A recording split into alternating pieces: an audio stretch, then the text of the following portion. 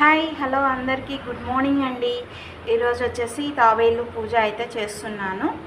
అందరికీ ఇళ్ళల్లో ఇలా పెట్టుకుంటే చాలా మంచిది. ఈ తాబేలునైతే ఇలా ఖాళీగా అయితే ఉంచకూడదు. ఈ ఈ బౌల్ నిండా అయితే వాటర్ వేసి నిండుగా అయితే ఎప్పటికీ ఉంచాలా. నిండుగా ఉంచి కొంచెం పసుపు కుంకుమ బొట్లు అయితే పెట్టి పూజించాలి తాబేలుని. అయితే మనం తాబేలును ఇంట్లో ఈశాన్య భాగంలో అయితే ఉంచుకోవాలి. డైలీ పూజ చేసినట్లు అయితే తాబేలుకి మనకి ఏమంటారు లక్ష్మీదేవి డబ్బులు లభిస్తాయి అన్నమాట. మంచిగా అప్పులు బాధలున్నా ఏమున్నా తీరిపోతాయి.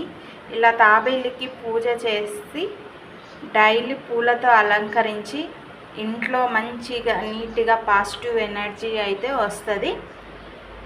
నేనైతే కొన్ని నమ్ముతాను, పాటిస్తాను కూడా. మీరు కూడా నమ్ముతారో లేదో కామెంట్ చేయండి కామెంట్ సెక్షన్లో. నచ్చితే నా వీడియోస్ లైక్ చేయండి, షేర్ చేయండి, సబ్స్క్రైబ్ చేయండి.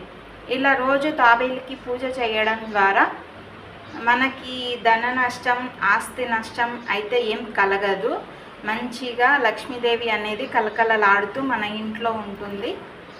నాకు ఎలా చెప్పాలా ఏంటి అని ఇదే ఫస్ట్ టైము ఇది పూజ చేసి ఇలా వివరించడము. ఏమన్నా తప్పులుంటే క్షమించండి, ఓకేనా. ఇలా దేవుని గదిలో కానీ ఇక్కడ టేబుల్ పైన కానీ ఇలా ఉంచుకొని నీట్గా ముగ్గు వేసేసుకొని చిన్నది తాబేలుని అయితే ఇలా రోజు అలంకరించుకొని ఈ వాటర్ అయితే ఎప్పుడు ఫుల్గా ఈ బౌల్కి ఫుల్గా అయితే ఉంచాలన్నమాట. ఖాళీ అయితే ఉంచకూడదు. ఇంట్లో ఈశాన్య మూలాన ఉంచాలా. పూజ అంతా అయిపోయిన తర్వాత ఈ వాటర్లో కాయిన్ అనేది ఎప్పటికీ ఉంచాలన్నమాట. కాయిన్ ఏ కాయిన్ అయినా పర్లేదు. కాయిన్ రోజు డైలీ నీరు మార్చి కాయిన్ కూడా మార్చాలన్నమాట. మనకి అప్పుడు ధనలాభం కలుగుతూ ఉంటుంది. ఇవన్నీ కొన్ని నమ్ముతారు, కొన్ని నమ్మరు. నచ్చిన వాళ్ళు లైక్ చేయండి, షేర్ చేయండి, సబ్స్క్రైబ్ చేయండి.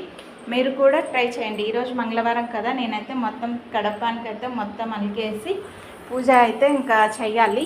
ఇప్పుడే పై పని అంతా అయిపోయింది. చూడండి నీట్గా అయితే ఇలా ముగ్గు వేసి కడపాని అంతా పూజించి అంతా మొత్తం రెడీ అయితే చేస్తున్నాను. దేవుడికి కూడా ఇంకా పూజ చేయాలి. ఇంకా పని ఉంది. ఈ పై పని అంతా అయిపోయింది. ఇంకా నెక్స్ట్ వచ్చేసి పూజ చేయాలి. ఇంకా అందరికీ బాయ్ బాయ్. నచ్చితే నా వీడియోస్ లైక్ చేయండి, షేర్ చేయండి, సబ్స్క్రైబ్ చేయండి. బాయ్.